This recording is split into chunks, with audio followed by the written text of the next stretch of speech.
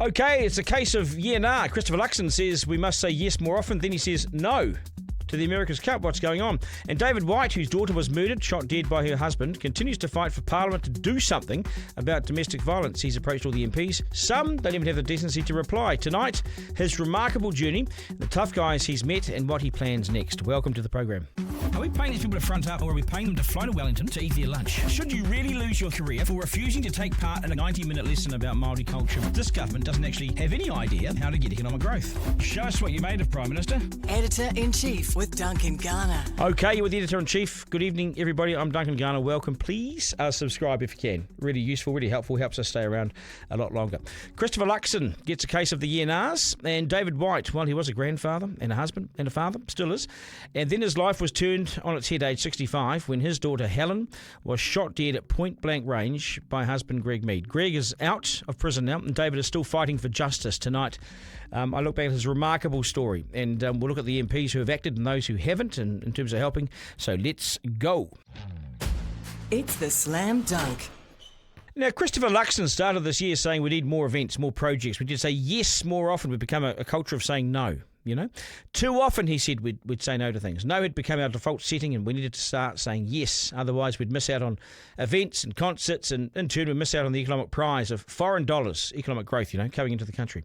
So what's happened since then? Well, we've had 3 big no's have happened. And his government is responsible for at least one of them, maybe 2. And it's looked like a sideline watcher rather than a hands-on government trying to make stuff happen. Firstly, the major wind farm was turned down. A major wind farm was turned down on the South Island. No, simply no. Can't do that, said the panel. Then Auckland Council said no way to the Waterfront Stadium and yes to Eden Park, to an upgrade of Eden Park. And the government sat idly by watching that debate. And as the one who's got the big balance sheet to make things happen, its silence was a tantamount to no to the waterfront, wasn't it? They weren't going to get in behind a waterfront stadium. Got no money. We can't do it. So they stay silent. It could have got involved if it wanted to, but no, too hard. So yes to do more things became no to that big project, which would have transformed the Auckland's waterfront, brought much needed focus for bars and restaurants, cafes. It would have said that we're investing here, so then you can too. If the public is investing in this as a government and as a council, then you can as a private sector as well, but no. Then it said no to hosting the America's Cup. And I get why Grant Dalton took the cup away to Spain. He never sought our views, the government's views, and we all felt shafted. I get that, and I was really strong about this. I don't have a huge amount of love for the guy because he took it away from us. So I can see why we said stick it to him, but should the government have been bigger than that? And should they have said, yes, actually, we do want the America's Cup here? They wanted $75 million, a cheque, basically, from the government. And considering that we've just posted today, this last quarter, $500 million lower than forecast spending, so we've saved $500 million somehow in government, and we've got $1 billion more in tax take, that's just been reported too this morning, then surely the government could easily have held its nose in the interest of economic growth, spent the money. They would have got it all back in GST anyway and increased economic activity around the Cup. But Luxon's cabinet said no. So no to the Waterfront Stadium, because with their silence. They haven't yet put their best foot forward for Eden Park upgrade, so they've said no effective to that, not our business. And then this one, no to the America's Cup being hosted here. They looked a gift horse in the mouth and said no. Remember, Luxon said let's say yes more often. Sorry, what about other international events that are coming here? So have we got some more coming here? I don't think so. This would have been a big one. And now I know Dalton shafted us. No one was more angry with him than me, and I still am, but I don't know, maybe we can use this as a way to get back inside the tent and have some control. Use this chance to control the future of this event. Make it obvious that we only give the money if we have a say. But Luxon and his cabinet said no. Now we'll go somewhere else again, probably. I think it's an immature decision. Only we can say no to our own event, can't we? We are the best at this. We are the best at the America's Cup. We're the best sailors. So let's own it. For $75 million, we have let it slip. And will it ever be here again? Who really knows? But for all his talk of saying yes to events and action, when he was tested, Luxon and his cabinet said no. And I don't know, I think we may live to regret this. Businesses would have benefited. Are we better off with it or without it? Well, I'd say we'd be better off with it because we can control it and bring in the economic activity. You think about the people that would come here with their money and spend. Now, what's coming and who will spend? Luxon blinked when it should have been really obvious. We can walk and chew gum at the same time. Hospitals don't have to miss out because of this sort of decision. Hospitals have been indebted for 2 decades and not because of the America's Cup. Editor-in-Chief with Duncan Garner. Okay, David White, father of Helen Mead, murdered by her husband Greg Mead. David, I got to know a number of years ago on the AM show when he was going into bat for those suffering family violence. He wanted something done about it. He's a warrior, a battler, and he has put his ass on the line for this stuff. He's travelled the country. He wants change. He's met some of the hardest prisoners in New Zealand to understand why they're violent and understand why they have either murdered someone or maimed someone. He plans to get back on the road and he plans to do more, but this is a bit of a catch-up. I haven't seen him for a number of years, but I respect him fully and I respect what he's trying to achieve, and he has some of the most remarkable stories, and I think this interview, if you're still watching the podcast, please hang on through this because it is a remarkable insight into an elderly man who has just continued his fight for justice and become a better country, to save the country, especially for women who have been battered and bruised and attacked, in some cases murdered like his own daughter. Okay, so David, nice to see you. Welcome to what is now a podcast. Good to see you. And a very nice surroundings you're into. Yeah, and thank you for the chocolate brownie. Yeah, thank Pam. It was her. Thank you, Pam. Totally her. Yeah. How you been? I'm good. I've gone through a rough patch with health. But I've got 2 new hips and I've got a pacemaker. Well, you're only age 30 now, aren't you? I feel like it. And to be honest, having been confined to having to limp to the letterbox on crutches and then wishing I hadn't tried, to now sort of walking good distances. My exercise was to climb Wairere Falls. Oh, yeah. Did it in stages, 5 minutes each time further. At the end of a 2-hour walk, I got to the top. You're a driven guy. You're 80. 80. And you're feeling like you're half that age because of your new insides. And I was because we haven't been in touch for a couple of years, although we have recently. And I just don't know how to put into words your journey and what's happened. I will take people all the way back. Your daughter was murdered by your husband. Correct.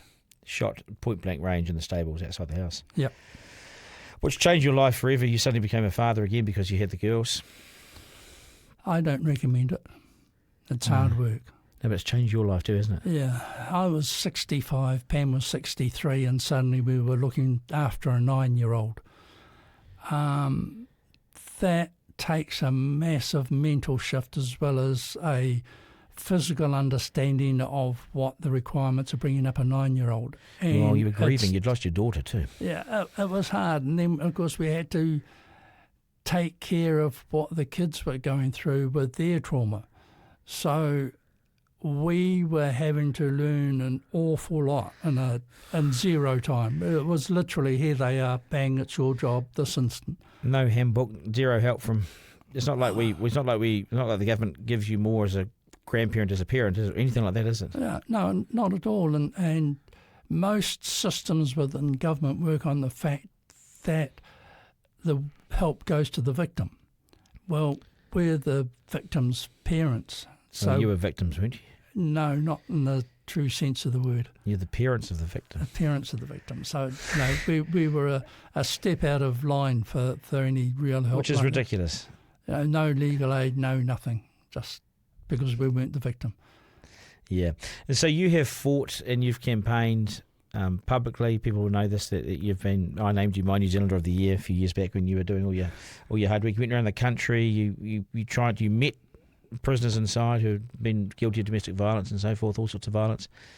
And so in many ways, what you know now, if you look back at when you were 65, what you know now is quite a remarkable difference. You're a different man, aren't you?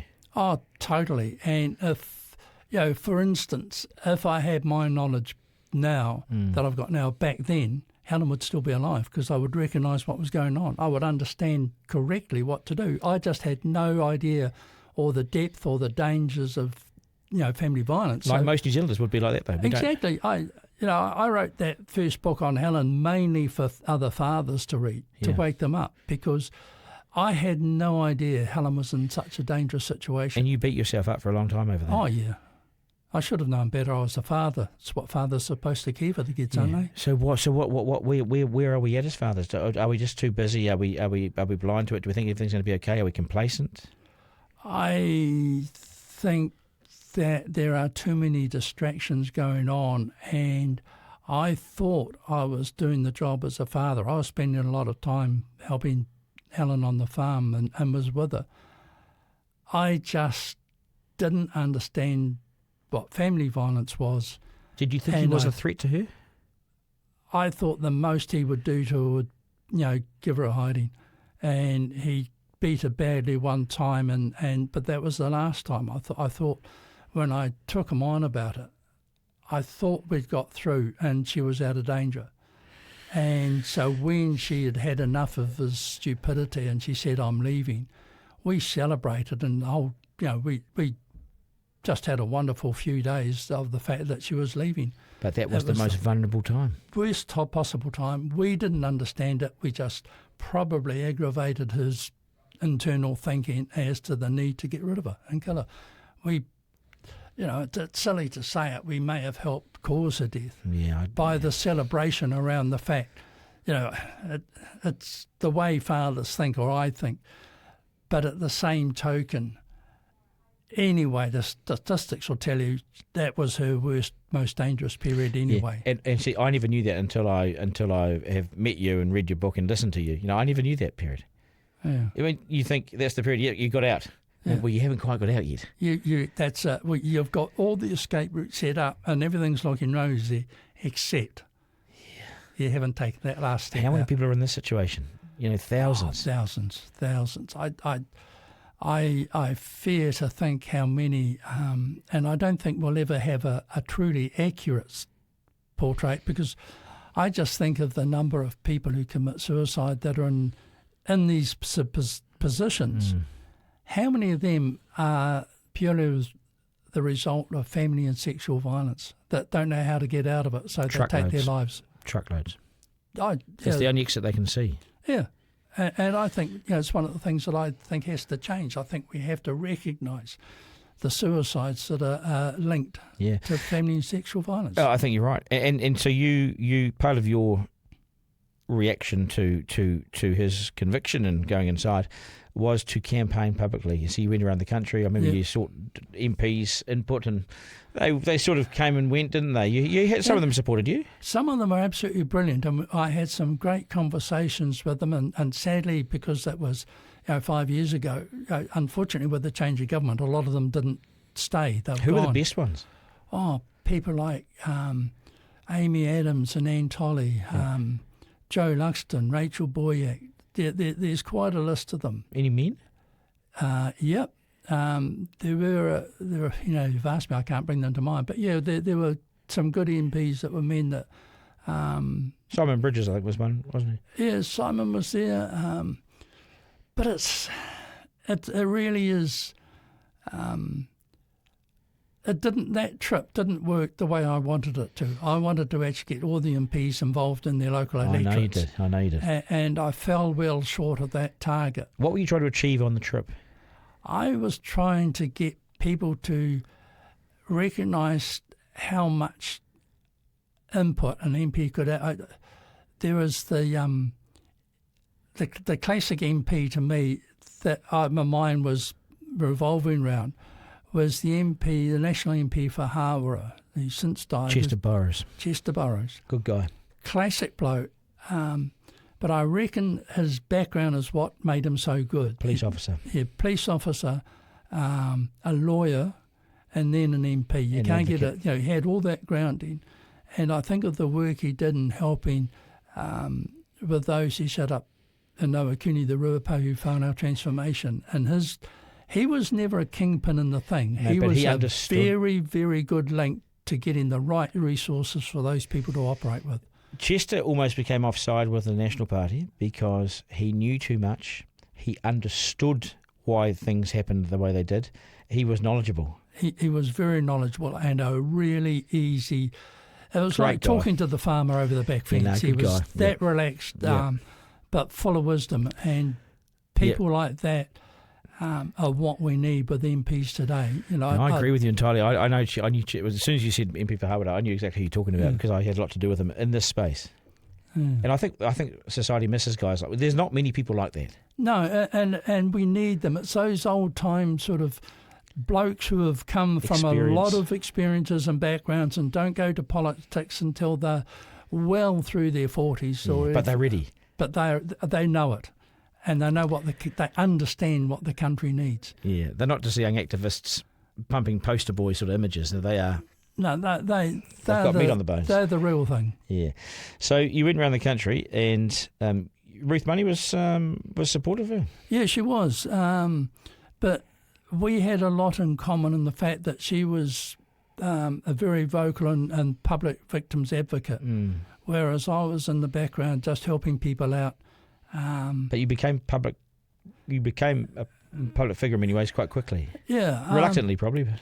Yeah, it was a bit of a shock the way it all happened. And to be recognised on the street, having been on the AM show, which sort of, New Zealand world famous. Yeah, huge. Huge. Dropping the F-bomb. Yeah, dropping the F-bomb, oh, goodness me. That's good. No, you had feeling. I when I met you for the first time, I really felt something. I really felt something, and I felt like I needed to stay in touch with you because you're putting in huge effort to make other people better and to learn what's going on, to understand what this major issue in New Zealand. And I thought if you can do it, I can at least support you, through my role. Yeah. So you went around the country and you met prisoners? Yeah, I did. I was taken into a huge range of groups, organisation that are doing, working in isolation and communities, but doing some bloody solid work. And to me, that was the real gem result of doing the trip, because I met so many of these organisations working their butts off on no funding. Your book says they're in every town. Every town. I don't care where you go. If you go into any town in New Zealand, you'll find a group of people working away as volunteers trying to help people get out of the poo. Well, what does it say about us, though? It says that we live in a violent society. We are, and I don't think we're getting any better. I think we're getting worse because not just the calls I'm getting, but the level of violence that the people have suffered during that time since COVID. I think it's got. When I read reports now, and I see reports and read reports, to me it looks like the violence is more brutal than it has been. Oh, the damage that's been done to the body is terrible. Yeah. What about their mind? And I'll give you the mind games. That's why I put in a submission for the stalking legislation and went down to Parliament and spoke to the Select Committee. I wasn't going to do it online or anywhere else. I was going to stand in front of these guys and say, here's the problem. Yes. Understand it. Yes. Because they were talking of having, waiting for the second or third report before they let the police take it. They've probably had 5 instances before they had the courage to report it. Yeah, so then you've got 8 instances, and then so someone's going to die. Yeah, and they do. And I think the classic example, if I can give you an example, is about a year ago. I can honestly say I held in my arms the most beautiful woman I've ever seen, and she was as tall as me. She had the poise, the grace, there was absolutely everything, and she was in a really bad situation. But there wasn't a mark on her. It was all in her head and what was done to her. And it wasn't until well over an hour into the conversation of sitting there holding her hand and talking that she told me that she had started her life as a man. And I just said, wow. And all of a sudden, all the pennies dropped of what her life had been like when people had found out in the way they were treating her. Oh, she'd been treated like rubbish? Oh, absolutely. She was the loveliest person that had come into the house in a long time. She was an absolute gem. But Were you surprised when she said that to you? I damn near fell off the sofa. I just, there was nothing, absolutely nothing to indicate any merest bit of masculinity in her at all. Wow. She was... That blows your mind and any perceptions or prejudices you'd hold? Well, that's right. And I was trying to work out, why would anybody treat this woman like this? And listening to her story. And then she told me what the origin was. And it changed the conversation dramatically because all of a sudden, I had to look at it from a different perspective, a different way of thinking, because my mind, looking at this woman and talking to her, my mind was set on who she was, but she wasn't. Well, she was not. She still was very much a woman, but she was not what you thought she was. Yeah. And so we had to dramatically change how I was going to go about helping her. Is she all right now? How Fabulous, yeah. keep in touch? But no, I try and not keep in touch. Once I've helped them, I'm out of there, because I represent what was. They have got a life of what's now. And what are you trying to find out? How do you help them, and what are you trying to find out? Because you're trying to understand the violence too, aren't you? Yeah, I'm trying to work out how do we change. How do we get this person out of the situation so they're going to live a normal, safe life? A normal meaning, old-fashioned old man that I am. Well, it's not that old-fashioned. It's not that old-fashioned to want a decent life, but it's almost become old-fashioned. Yeah, it is, and so I look for ways of doing it. But the other side of it is that I work in that sphere of the 80% that don't go to the police. So I get all those sort of people. It's a huge number of people. It's massive, and they all have reasons not to go to the police. What are they? Usually pride. They don't want the exposure. They don't want to sit through the prosecution or the process. They've heard the horror stories with girls who have been raped. They don't have it in them to stand up and have to go through the story another 4 times to get a conviction. The mothers are protective. I'm 100% behind it. How do we actually change the experience that girl's gone through, or that person, so that they can actually step out and change? And when you start talking and letting the victims think ahead of the life they would like to lead, a lot of the time they will come up with their own solutions. It's just then a matter of channeling the connections I have to help that person get to that goal. Listening to them, listening. Listening's 95% of it. Yeah, so there's all sorts of answers in there. I mean, getting the police to treat these people differently as well, to believe them. Yeah. I think probably the ones that have the hardest job are men who have been sexually abused. They're embarrassed. They're embarrassed. Who's going to listen to them? Who will believe them? And it's a huge issue. Yeah, it is. It's a massive issue. And these guys running groups out there helping men like this. But it's still, to me, I think it's a massive hurdle for New Zealand to have an acceptance of men who have gone through that, and they need to be treated and helped.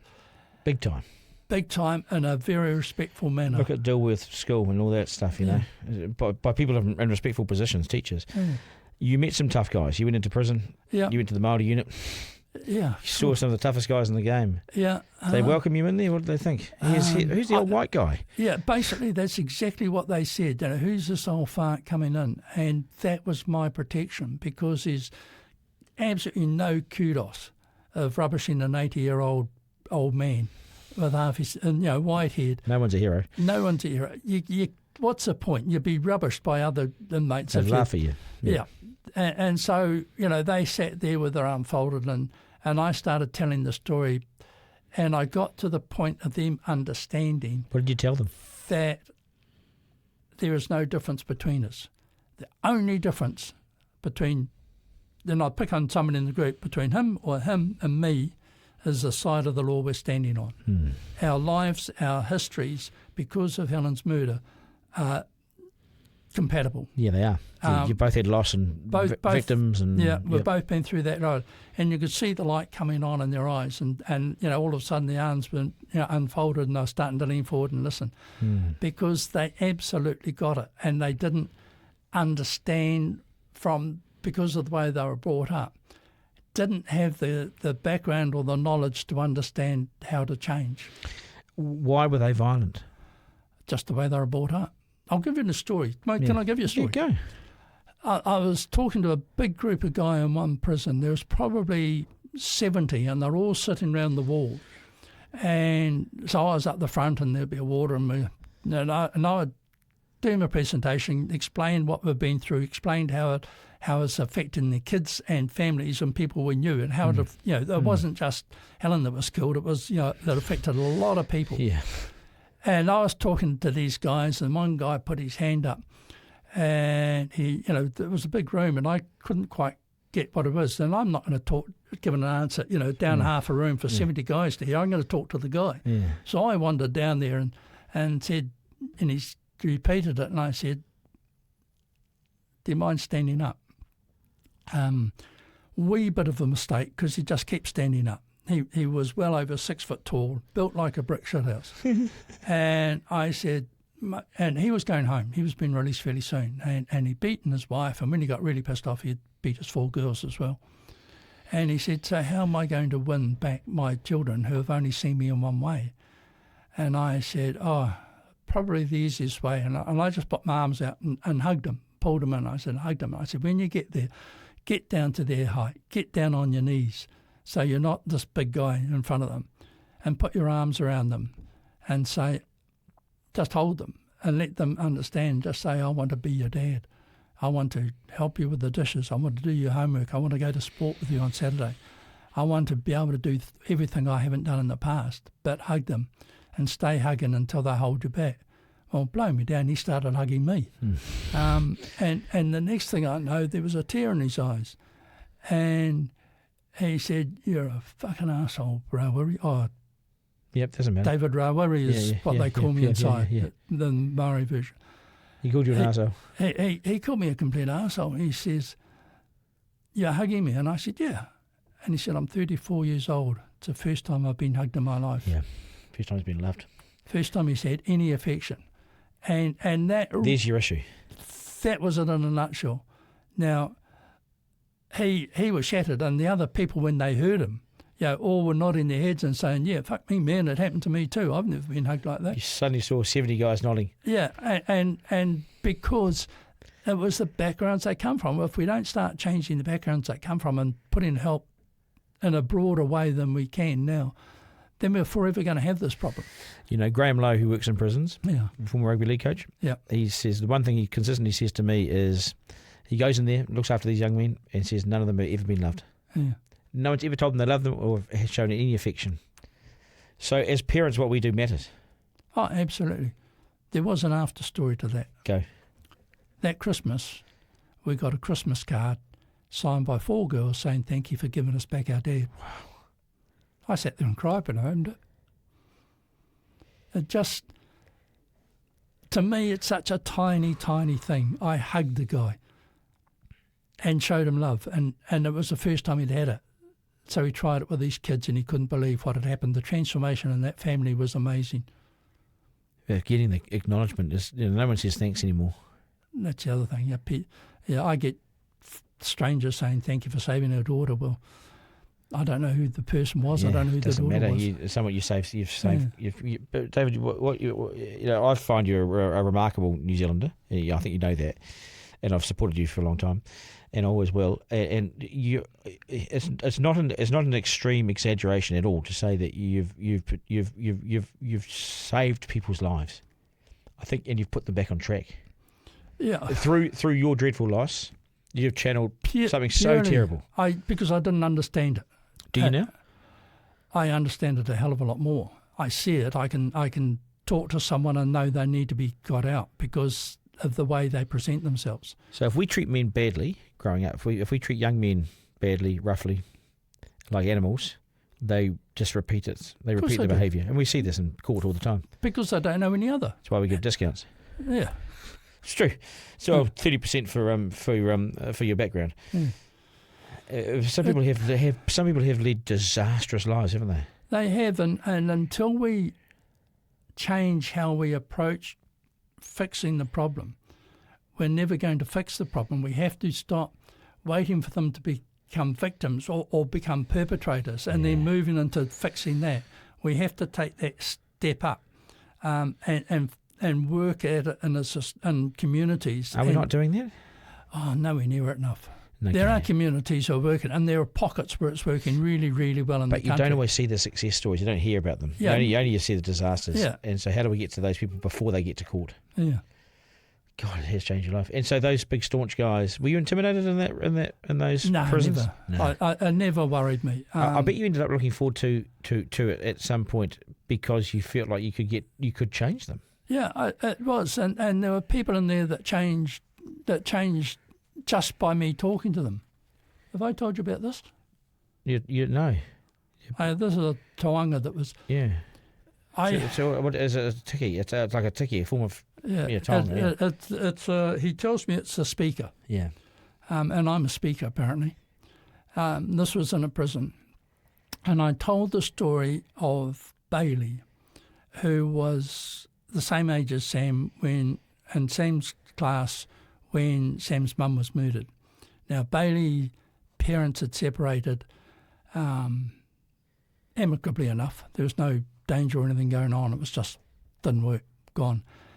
And Bailey watched what was happening to Sam after her mother was murdered, and she started worrying in a little 9-year-old's mind, what would happen if Daddy came back and murdered Mummy?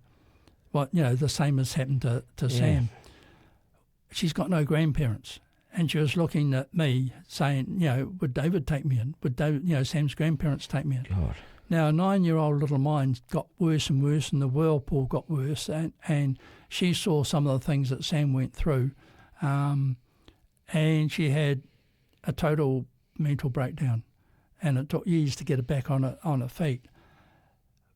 But the point I made to these guys in that prison was, what's the worth of your violence now when the effect is on a little girl, no relation to our family whatsoever, just a classmate, a class friend, went to Pony Club together.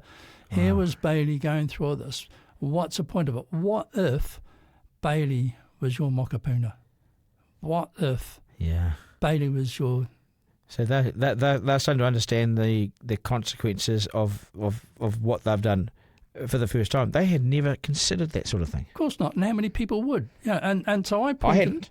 And very bluntly, and then we went and had, after I'd finished, and one guy, because I picked on a really rough-looking guy in the group that I was talking to, and the warden was shaking his head saying, no more, because I was picking on the wrong person. I like that. And he had dreadlocks and fairly rough sort of a character, and I thought, have I gone too far? So instead of going and sitting back with, the official group, I went and sat among the inmates, and this guy nudged me and he said,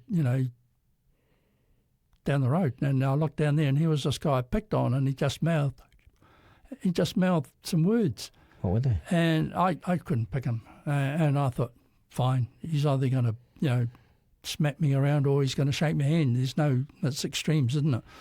Yeah, I think it is. So we then went off to have a cup of tea and scones, and the scones in prisons are marvellous. They're huge. They're a meal on their own. It's still not worth going in there for that. No, I wouldn't advise it. No. And all these guys kept bringing me scones and tea, and I couldn't handle it. And they all saying, fuck, man, you're the first person that made sense.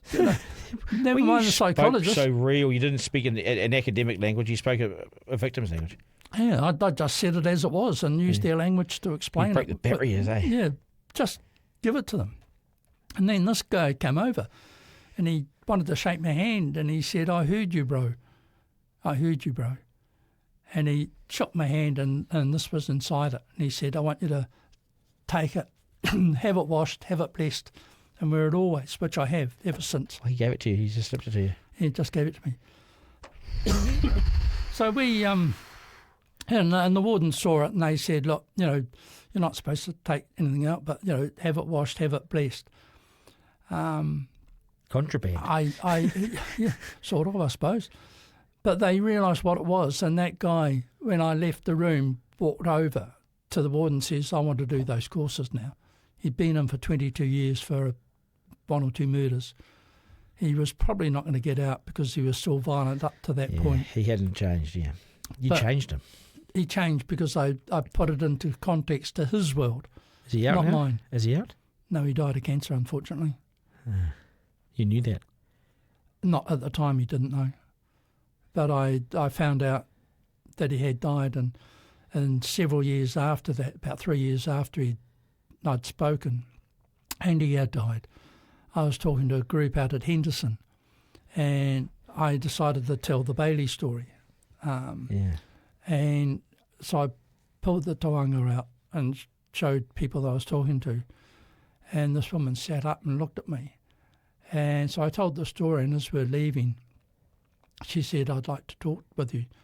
And I said, sure, private room. So, no, this is outside. This is under the sky. And we went outside and she just turned around and said I was Gus's partner. I didn't know which crack to fall through. And she said, Gus always talked about you all until he died. Your impact was huge. Because you were the bastard that made him change the way he was thinking and behaving. So you can, people say you can't change a leopard spots. You actually can I think men... if you get them at the right time and have the right message for them to understand. I think men need to be ready to change. I mean, men need to be of a certain age. Because otherwise we're young and dumb and full of testosterone and everything. And I think men, in many ways, you need to get them after the age of 40 maybe. I don't know. I'm not some psychologist. But you got to get men in a zone where they are in prison. They're sitting there rotting and they realise, what am I doing with my life? Yeah, and they do... All they need is something to aim for. Yeah. And hope. Yeah, it's hope, it's direction, and just going back to Bailey, that's her real name. That's how much she wants me to tell the story and use it. Is she all right now? She's fine. Well, what about the wife, the partner of that guy? I mean, what an incredible... I find this in New Zealand. It's a very small place, and you don't have to travel far for someone to say, hey, is your dad... Yeah. Oh, well, I know he's dead now, but I just want to say that he looked after me when I was a bank teller or whatever. People come to me and say this about my dad, and I just almost break down in tears because we're such a small, connected country that you can't get away with much. People know who you are. If you treat people well on the way up, good. If you treat them badly, bad. And you'll end up like the guy I want to mention now, Greg, the man who shot dead your daughter. And he's out. He's out. He's living a life, but you say he's living a shunned life because people know who he is, where he is. People know where he is. That there's people who won't, do work on the house or whatever because of who he was. So, life isn't a bowl of roses once you get out of prison, and you've got to remember that the judge gave him a life sentence, so he has to obey. He has to live a very straight and strict life. Otherwise, he'll be back inside. They do call them back. Yeah, and the probable. Vigilant, and they do follow it. And so, no, he's not inside a prison, but in many ways, the way he's living a very restricted style of life that what he used to. So it's not the bowl of roses you think it is when you get out. No, it's not. And so because there's no opportunity for you, like there's people aren't rushing up to give you opportunity. No. Do the kids see him? Some of them are very loyal and some of them aren't. Right. It's a bit like our family. From what's happened, our family become split. Yeah. And I didn't do a good enough job, and it's my fault, to suffering hugely from having lost a sister. The consequences don't go away. Have they all agreed with what you've done? Sort of so public facing? Because I mean, no. it just happened. It only just happened. It's not like you plan this. It just sometimes things happen. People ring up. Yeah. Are you going to say no to somebody asking for help? You're like me. You can't. The first one happened within only a few months of losing Helen. And it was a lady at the local medical centre being patched up yet again. And Joe rang me saying, if I go outside and he's waiting for me, I'm going to be the next Helen. Yeah. So I said, stay there, I'm coming to get you. Hung up. That's all I said. Stay there, I'm coming to get you. Clear enough message, I would have thought. So I went and got her, and we got her out, and she moved on. Much later, she said to me, the best words I heard in my life were you saying, I'm coming to get you. Because she heard much more than that. She heard me saying, I'm going to give you a new life. I'm going to change what you are. I'm going to get you out. Life is going to change for you. So when you speak to people, they will... You will say something with full intent of what you mean, but so many of them will hear another message inside it. Because you can put a lot of pressure on yourself. You become a helpline without the resources of a helpline. Yeah. Have you forgiven him? I'll never forgive him. Yeah. I accept what's happened. I can't change what's happened, but he took our daughter, and that's too much to forgive. I don't know how you could. I don't believe you can. It's something that just wakes you up in the middle of the night, all this time later. Because you never recover, do you? I mean, time, I find with time can heal, but my God, only a little bit, and you never really recover. Yeah, there's a brilliant illustration about recovery and trauma recovery, and it's used all around the world. It's people that don't know see recovery like you got a ball, and people look at you saying, well, over time the ball will get smaller. Well, in fact, the ball doesn't. The ball stays the same size, but the bottle it's in gets bigger and bigger as you learn to live with what you've got. And that's what you have to do. You have to cope. And that's what you do. Yeah.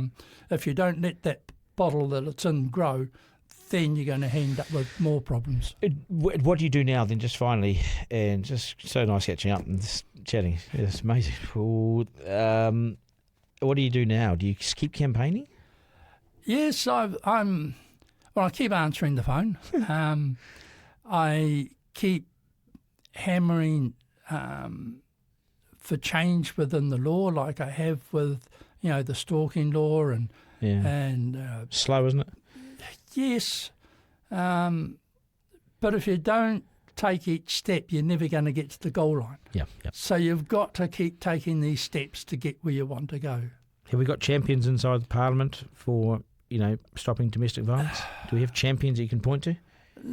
No, it's a bit woolly this term. The last term there was, and Marama Davidson was the Minister for Family Violence, and she was good to work with. But I think this triumvirate that's running the country are too busy running a triumvirate and not run the country in many ways, is the way I look at it. I don't think you're wrong. I just think we're running around in small circles. They've got a very big crew down there working on a plan that will have effect in 25 years or something. We don't have that time. How many babies do you want brutally murdered? We see it every 5 weeks. Yep. How many women have to be bashed? We see it every 5 weeks. We're not moving at a speed with any conscientiousness to actually create change, and that's my next campaign, is to try and sharpen people up. And I'm going to go to the country again. I'm going to do another trip around the country. You are? Yep. I will, and I've got a different focus to what I had last time, and it's starting to come together. But I'll come back and talk to you another day about that. You're going to go to the small towns and just meet people and talk to people and see what they... Yeah, get to all the little community newspapers that get dropped into every letterbox, get the interviews on there, and get the message out to the people, because I think Wellington's gone deaf to what's happening around the country, and I want to bring it back home to them in a big way. They've gone... They look disinterested because it's too hard. It is They hard. think it's too hard. It is. It's hard, but it's not too hard. If you don't, as you say, if you don't take the first step, you don't get to the final finish line. Good luck, David. It's nice to see you. Thank you. Yeah, amazing to see you. You're a good man. You're a mate. Okay. Well done. Editor-in-Chief with Duncan Garner. Okay, David White, and there'll be more developments coming from David too, I think, in the coming weeks and months. Isaac, you would have heard him for the first time. It's pretty stops you in your tracks a bit, doesn't it? Yeah, it's a horrific situation, isn't it? Best way to say one that's nobody wants to be in, obviously, and one that not many people can relate to. I'm sure there's some people that can. Unfortunately, it's the kind of thing. I mean, I can't even fathom the amount of grief that would come with that, and the feeling of injustice of seeing this whole scenario. And so, yeah, I mean, he clearly loves his family, which is really cool. Yeah. And so he'll do whatever it takes to. And to to think that this guy's out, 11 years after killing his wife, point blank range. he gets to carry on with his life. And, I know David says that, he's living a shunned life and everything. I'm sure he is, but he's still out, eh? Yeah. Still out. It's really interesting. Yeah. It's just... But yeah. this is the hard edge. That's the face of domestic violence in New Zealand. That's what that's what people go through. Yeah. Yeah. Thank you to Pam for the chocolate. So what do I call this? Chocolate brownie. Yeah. Brownie. Yeah. Yes. Yum. Looks good too. I'll return the Systema plastic for you, the container. Okay. You got it. That thing's expensive. Yeah, they are. Yeah. We'll put it on Trade Me, but I'll eat it first. Thanks so much, Pam. Appreciate it. Editor-in-Chief with Duncan Garner. That's us, folks. Thank you all for your feedback and your support. It's going really well. I notice, we can see people getting in touch with us. We see, obviously you're downloading it and watching it, so we really appreciate it. Isaac, thank you. How's our subscribers? They keep on moving, don't they? I should have a wee look, shall I? Hang on, as of recording this, and on Thursday, the 3rd of April, currently sitting at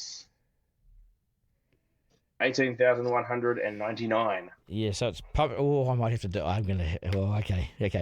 Yeah, I may have to do some press ups out of this, but yeah, it's pumping along. Let's get to 20,000. So get in touch, folks, through our social media at Duncan Garner Podcast on TikTok and Instagram. Flick us an email, duncan@rover.nz. If I don't grab it, Isaac will. To my team, thank you guys. Thanks to Isaac. We'll do it again tomorrow. Remember, life is no dress rehearsal. No curtain raiser. This is it. Got to get out and live it. We live in one of the best places on earth, so let's go and enjoy it. Have a great rest of the day. Good evening to you. Ta-ra. Editor-in-Chief with Duncan Garner.